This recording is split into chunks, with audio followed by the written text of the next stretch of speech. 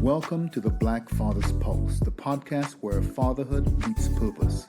I'm Dr. Alvin Thomas, clinical psychologist and professor, here to guide you through the multifaceted journey of Black fatherhood. Please note, the views expressed here are my own and not those of my employer. But get ready to dive into the dynamic world of Black fatherhood, where we celebrate the highs, tackle the lows, and share plenty of laughs along the way. Let's keep the pulse of fatherhood beating strong and vibrant.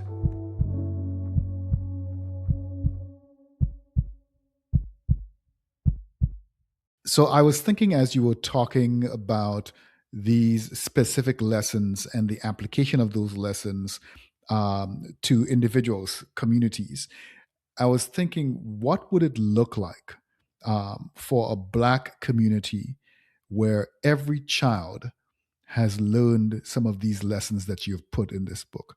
What would that community look like? So I can start on this. So I think that if we were to forecast out, there are a lot of reasons that I would argue that society would be a better place. I'm working on a paper right now that I think some of my students actually discussed on a panel that you were on as well, Dr. Thomas, that looked at the link between shared book reading among Black fathers and their children, and found essentially when Black fathers, spend time reading with their children have better cognitive and social and emotional outcomes. So I think from that perspective of just reading anything with one's child, that could lead to better outcomes downstream, cognitive, social, emotional, which could then lead to better labor market outcomes in the long run. So from sort of an empirical perspective, I'd say like just reading anything is good. But then our book in particular, we've had conversations with people who would say that if our youth within the Black community can be not like just financially literate, but become sort of young experts in financial literacy, then we would see, wealth inequality shrink greatly. We'd see income inequality, educational inequality shrink greatly.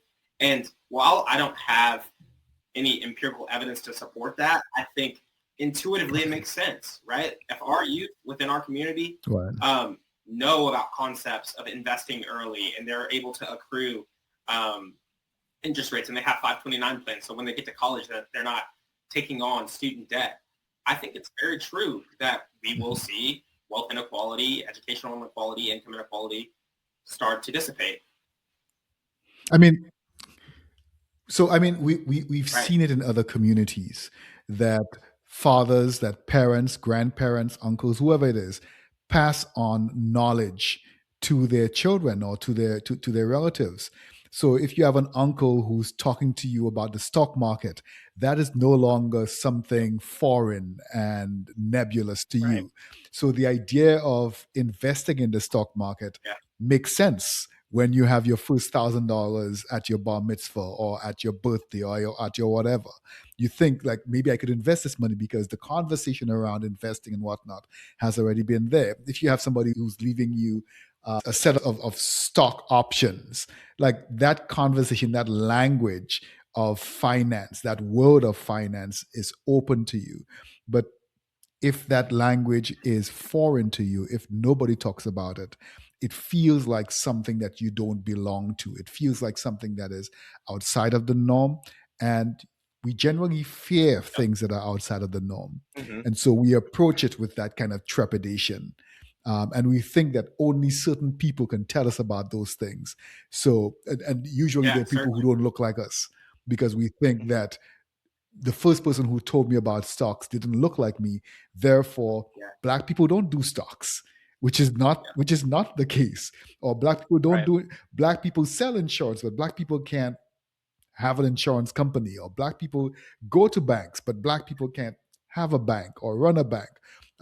So I think even without empiricism, there's enough common anecdotal experience, widespread historical experience that suggests that what you're saying is rooted in popular and knowledge. I think the point you made is beautiful.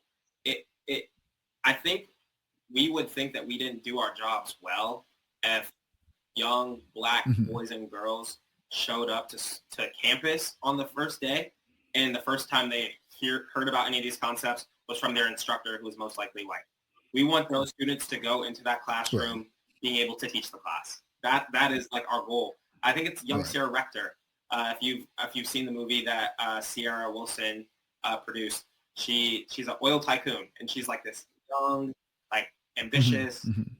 prodigious girl, and she's talking with all these grown oil white men, and she knows her.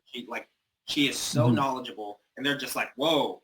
That kind of is our objective, is Right. that we have young kids, young black and brown Right. girls who go into these settings and they're like, I know the score. Like, you can't. There's nothing you can tell me. Yeah. Is what that. So yeah, your points. I think Right. your point was beautifully made, and that is right Yeah. right what we want. I was Yeah, and I sorry. Go think ahead. that Go ahead. no, I was just gonna agree. I mean, I think that's absolutely right. This is purely anecdotal, but to the question about what would a world look like if, you know, the children that read this book and books like it Hmm. started to act on it, and how would future generations benefit? I think about a journey of that child. Hmm.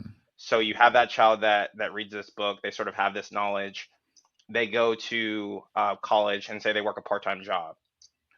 In that part-time job, they're getting a salary, say it's biweekly, they're getting money. And to your point, Dr. Thomas and uh, Q, Dr. Q, they recognize that this income partially is meant to be spent, Right. but I'm going to allocate 15% of this to a stock portfolio. Yeah. So they're 18, they're allocating 15% of their part-time job while they're in undergraduate Hmm. to a stock portfolio. They go through 4 years, those dollars grow, those dollars uh, continue to be invested. They get to their first job at 22. All of a sudden, you're sitting in front of a benefits specialist that's saying, "Hey, you have this opportunity to defer to your 401k. Do you want to defer 8% to your 401k, Hmm. or do you want to dial that all the way down to zero and just take that money as income?" Hmm. What I see very often is individuals say, you know what, I want that check. Yeah. I'm gonna dial down my 401k deferral to 0%, and I'm just gonna take that as money. Yeah. And then at 35, they're looking at their 401k and they're thinking about their retirement, and Yeah. you're already behind the eight ball.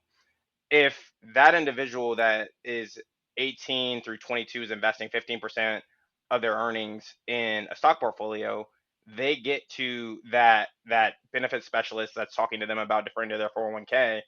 I'd like to believe that if they're deferring 15% of their income in undergrad to a stock portfolio, the natural reaction when you get to that, again, it's all about sort of understanding these concepts Hmm. and the confidence that you alluded to, Q. They say, I don't want just 8% that might be what is sort of the designated amount. I want to max out. Hmm. And I know that the maximum 401k deferral is X amount. Uh, it's set, it adjusts with inflation. I want to max out.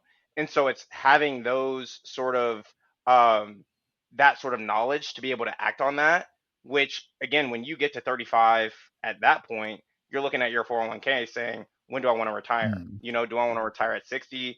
Do I want to retire at 65? You have flexibility because you started to invest early, because you had the knowledge to know that the earlier I start, the better. The more I invest now, early on in life, the better off I am in the long run. So you just threw out, I almost felt like we were trying to drink from a fire hose of really, really powerful um, financial insights and almost financial warnings that you were just throwing out there at us. And again, for the audience, we were Yeah. talking about a children's book. We're talking about a children's book. In case you get confused or twisted around, we're talking about a children's book, and here we're talking about 401ks. Children become what they're exposed to. Let me not, that kind of sounds almost fatalistic. Children are more likely to become what they've been exposed to. Can they divert from that? Yes, they can be shifted around, both for positive and for negative. But the kinds of things that children are exposed to are the kinds of things that they're going to move towards. Um, I was watching Landman, this I oil watched kind that. of. Yep, Oh, I do. you watch it as well, Q. It is. It is.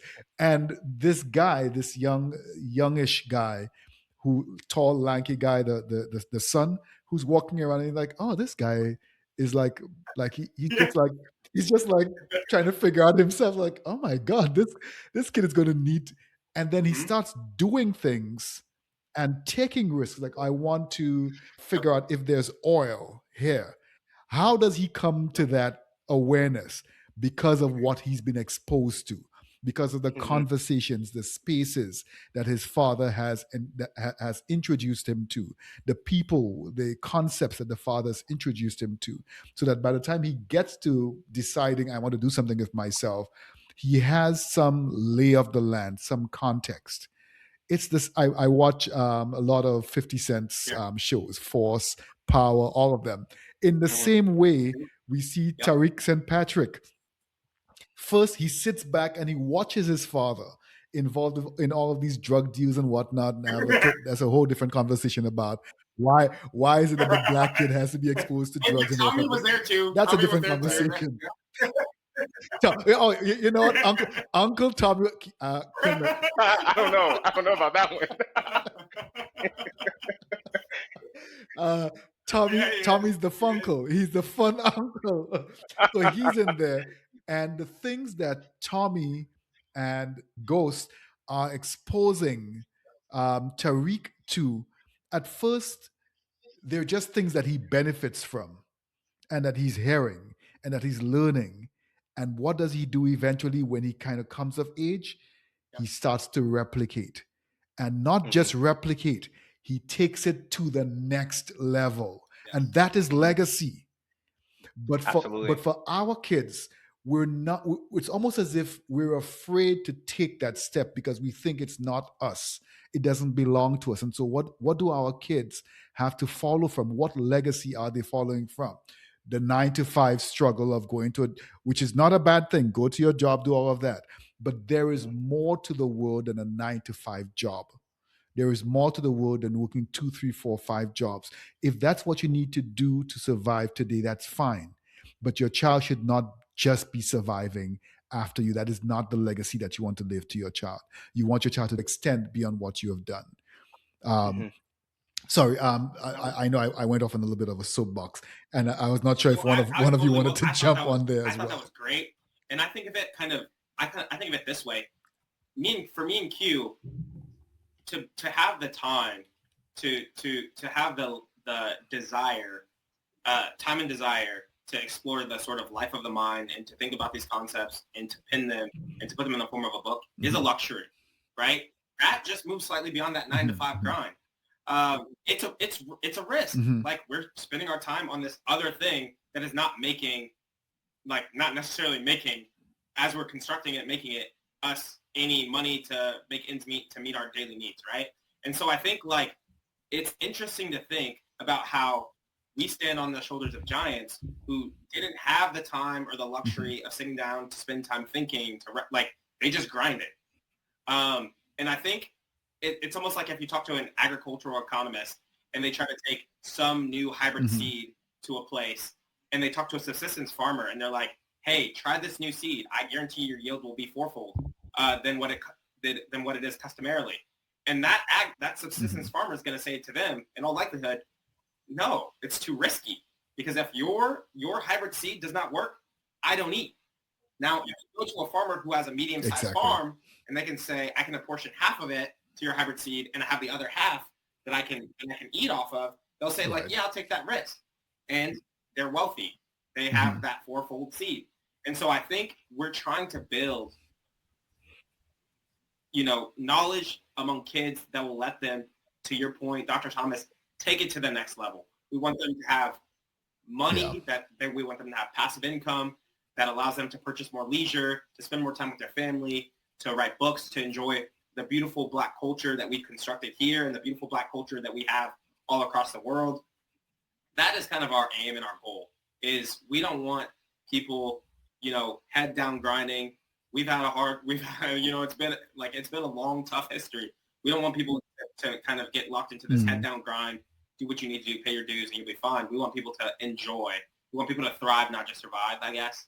And so, yeah, I think that's definitely some of, like, the deep heart, passion, soul that we as Black men have, through this book for our community, but just, like, as we do things we do in the community. I'll stop so you can talk if you have something that he wants to add to that too. So we're talking about what legacy would look like and what benefits would accrue to children and to the community, to families and the community. But I think the piece that we're missing is that a lot of our fathers, a lot of Black fathers, have not been in this space. So the two of you have definitely been in this space and understand it better. I am peripherally in this space. But for a lot of fathers, this is like landing on Mars with very few resources. What are some of the barriers and challenges for Black fathers, and how would you, what resources or processes would you suggest for them to slowly step into this? Beyond, I think your book, Eden's Money Magic, is a good first step, both for the father and for the child. But beyond that, what other ways can they increase their level of comfort with these kinds of conversations? Yeah, I would say from my perspective, it's seeking education. And I'm not in this to say go find a financial professional or an Mhm, advisor, but if you have someone that's in that industry that can be a friend, and you're just going to them for counsel and for education, mhm, that would be something that I would suggest. And I would also say that the onus is on financial professionals to be able to share that knowledge, irrespective of if something comes in terms of business for them. mhm, The better educated our community is on these concepts, the better off mm, we all are, right? So I think some of that is the Black father and fathers in general, and some of that is the financial professionals in yeah, our industry sharing this knowledge and not necessarily having a charge or what's in it for me to share it. right. But I would say, see, the nice thing is Google Mm, makes research easy, but if you don't know what to Google, yes, then it's really tough. yeah. So I think if you can find individuals that, there are tons of podcasts out there that, um, share this information. And I listen to many of them where you can, even as a professional, you can learn and hear different perspectives. Mhm, I would say seek the knowledge, seek the education, but getting back to the book, what I think might be interesting about how this plays out is a child coming up to their father and asking the question about some of these concepts right. may be a catalyst for that very Yeah. research. They may say, well, I want to know because I want to be able to explain to my son or daughter what this concept is. So they may go out and do their research and their homework on those concepts Mhm, and be better informed as a result of that. So I think that's where this, again, really can come full circle, where maybe a child's curiosity, like Eden, Naz, and Jordan, mhm. and many of the kids in our communities, serves as a catalyst for us as adults to be more educated on these concepts as well. I love that. I love that. Just the idea of being able to say, you know what, I read this book to my kid, and I read the words or the letters 401k. I don't know what a 401k is. Right. So I'm going to type in, hey Google, what is a 401k? Oh, okay, Exactly. okay. I don't know what a max out means. Hey Google, what does max out mean with a 401k? And ask the questions that you're thinking, I don't know what that is, or I wonder what that Hmm. is. Just those kind of curiosity questions start to bring up more questions, because then it tells you, well, your max out is blah, blah, blah. And you, oh, Right. hey Google, do these kinds of jobs have 401ks? What is the Hmm. alternative to a 401k? Well, you can't have a 401k with the kind of job that you have, but you can open an IRA. Oh, what is an IRA? How does an IRA Exactly. work? Who gives an IRA? What's the contribution for an IRA? What, like, you could ask those questions to Google and to YouTube and whatnot, and just kind of collect information in these very Hmm. surreptitious kind of ways. Hmm. Absolutely. Excellent. We have come to the lightning round.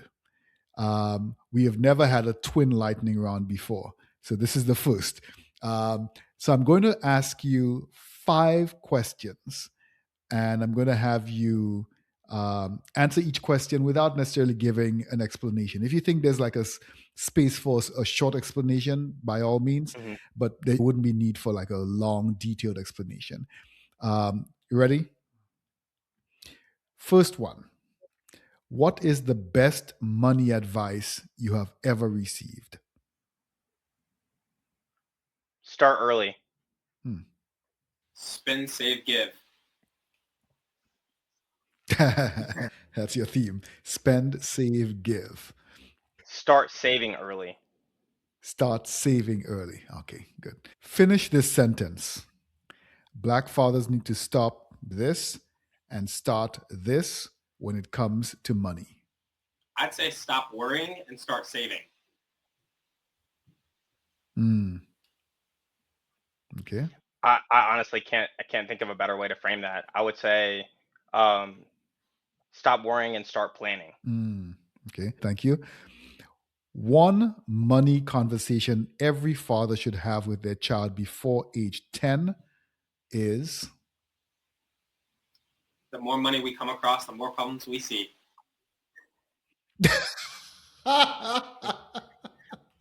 And I know Okay. I can elaborate, but I mean, Yeah, with great sure. power comes great responsibility. So the more that you're given, the more you're charged with being a good steward of it. And so with the knowledge, with the accrual, you're going to have to, there are going to be things that come along with that, distractions and things that can take your attention. And so you have to be prepared for that. Okay. Okay. Excellent. And I would say some individuals might say 10 is a little bit early, but again, with estate planning, a lot of the problem with money being taboo is those conversations aren't had. So I would say to that father that's having a conversation with their child, let them know your financial state, let them know your wishes. That is going to lead to a robust estate plan where the next generation is well aware of what they need to do to execute your wishes. Mm. Hmm. I'm going to follow that up in a while. Your money superpower as a father.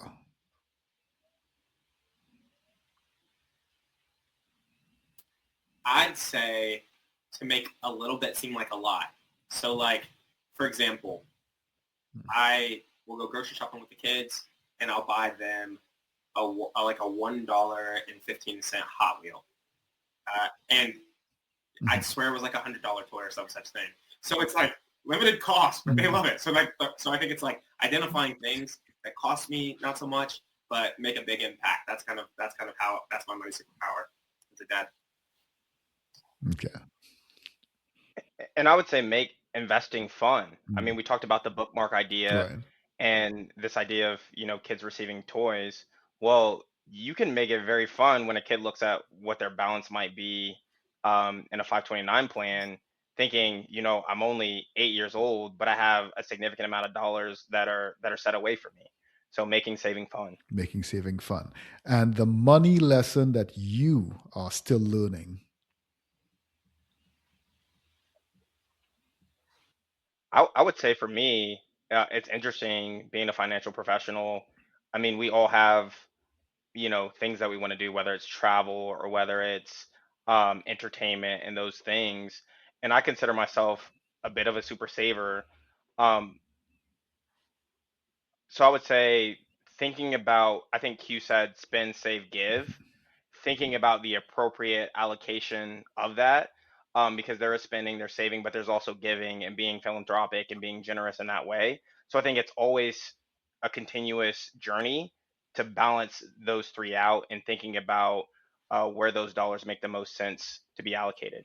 Appreciate those responses. And so, for fathers who are listening and for others who are not necessarily fathers, what do you want them to take away? Of course, we want them to go buy the book because it represents an excellent resource, not just for their child, but for themselves, as far as being able to step into this space with bite-sized chunks, and also what legacy will mean through this book.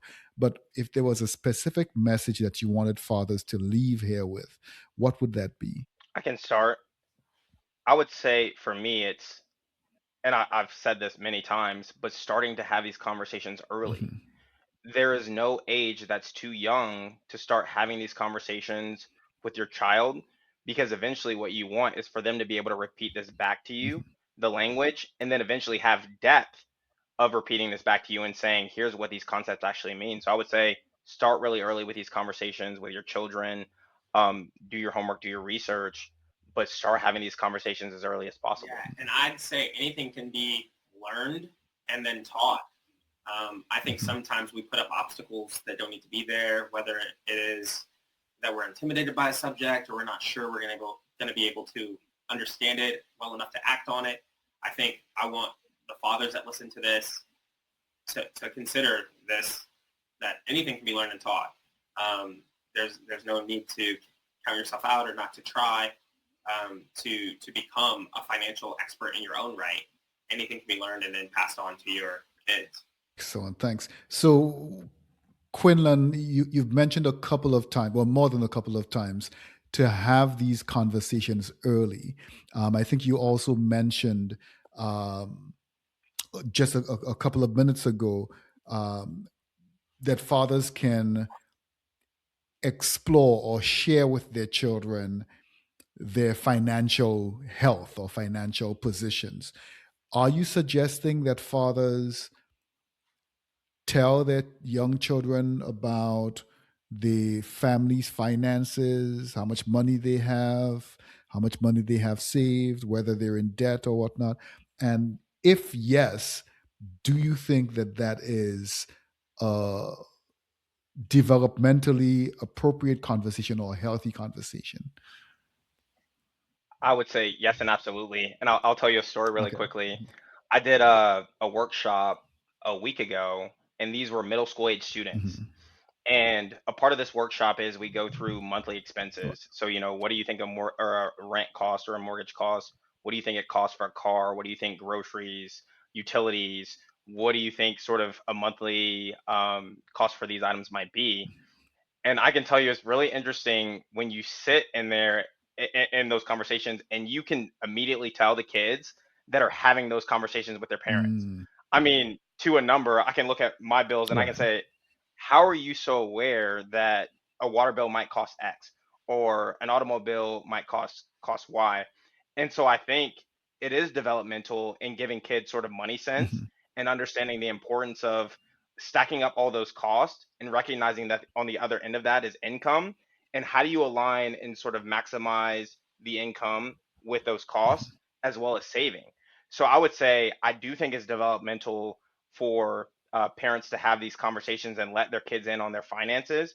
And I alluded to it a little bit earlier as well. When you think about estate planning, if if I'm a father and I'm going through and sort of planning for later life events that may take place, and all the while I've been keeping my Yeah. children aware of my finances, then it's not really a difficult conversation because they already know sort of the state of my estate, Right. and then they can handle my wishes and they can execute it as I and as we as a family deem appropriately.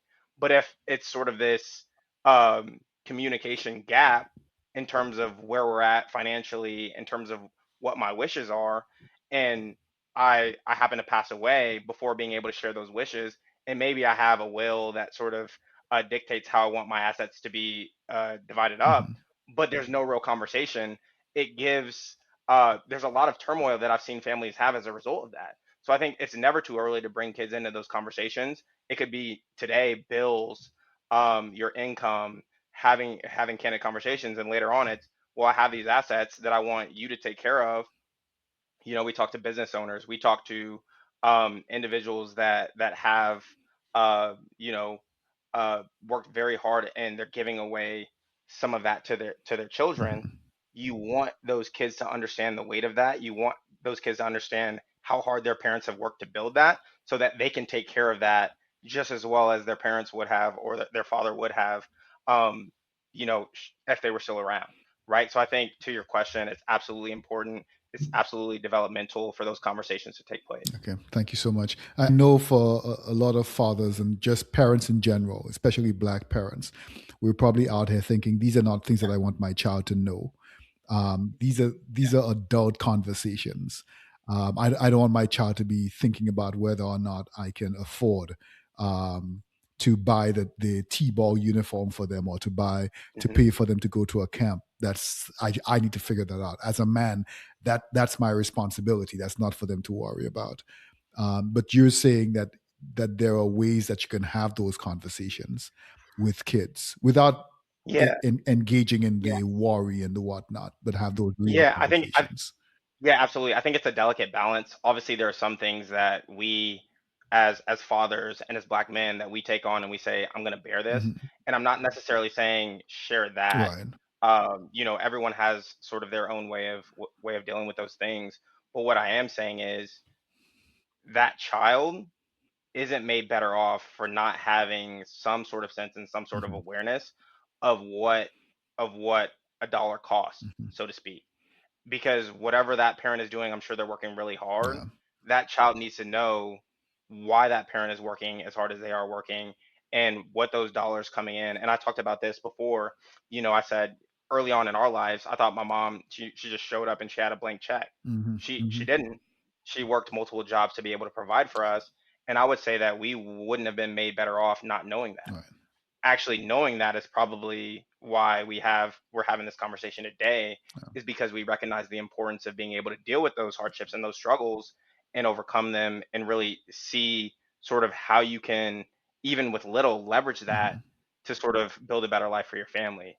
So I would say, it's a delicate Yeah. balance, and every individual has to consider how they want to have that conversation, but I do think it's important to talk money with your children. Because I see kids who have like 3 and 4 and 5 pairs of Jordans that are Hmm. costing $400-500 a piece, and when they're talking to their peers or their parents, the conversation is almost as if I'm entitled to have another pair of Jordans if I want to, Hmm. and if I ask for it, it's supposed to be given to me because you just have that kind of money available. And then you look at the parents' situation and realize, but your mom is working like Right.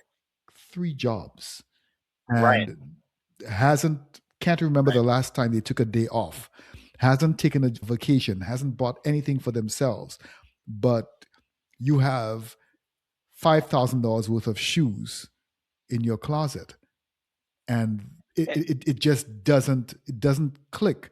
And I could see how having conversations about the family's finances and about the value of a dollar could like if when my parents told me, when I got a sense of my parents' finances, they didn't tell me. I was kind of a nosy child, so I figured it out. I was like, we're not rich, we're not poor, but you guys are working hard. I could tell that there's lots of struggle happening in the background. And so when they're like, oh, yeah, you can't get the $20 that you want, there's a school fair and you want $20 to go to the school fair with. Hmm. And they're like, yeah, I understand. I'll save my money and I will have my own Yeah. $20. So I won't have to ask you. Like the value of money became very Yeah, different for certainly. me. And I think like Absolutely. this is coming from a place Absolutely. where I think early on we're exposed to, we thought she was some kind of mathematician, like balancing checkbooks and all that stuff, like making Right. sure that we maximized every dollar. So I think like whether she told Right. us, which sometimes she would, or whether we just observed, you know, kids are aware, Right. kids are perceiving whether or not you explicitly talk to them Yeah. or not, and they're trying to fill in the blanks. And so I think it's good to assume that, they're their own agents and they're capable of knowing, capable of understanding. So fill in those Mhm. blanks for them, I guess, is what we would ask delicately in a way that Yeah. still maintains your dignity as a father. But clue them in. Excellent. Thank you so much. And our final question: a young father just found out that his partner is pregnant, and he's excited but scared, especially about the money part. What do you tell him? What advice do you give him? That's a great question. So I think the first, and I'll set this up for my brother who's like, this falls well within, more like well within his expertise and mine, is I advise him to consider Yeah. like a disability plan for his wife. I don't know, Q, if that tracks with, but that would be the first thing that would come to Mm. mind. And this is just kind of from vaguely what I remember when Jess and I were having Eden, was that you need to sometimes supplement what your employer will do. And so that would be the first thing, is like having that conversation around one of the topics that that was a bit contentious when we're thinking about what to include in the book. Mhm. I think that would be the exact kind of knowledge and information that father might be able to benefit from, so that his partner or the person, the woman carrying the baby would have to have time to take off to spend with their kid and to recover from childbirth. Thank you. Yeah, and I would say, and there's the sort of financial planner in me that has a response, because what I had this conversation I have all the time with individuals that are in that exact same scenario, when it's like you should be thinking about these things. So whether it's life insurance, whether it's putting away money for the kid, but what I would say on kind of a more personal level is, you know, you will be okay. This is something that is, a fortunate experience to be able to have a kid. Now let's sit down and let's talk about what your discomfort is, or what is making you nervous, and let's plan so that that can give you peace.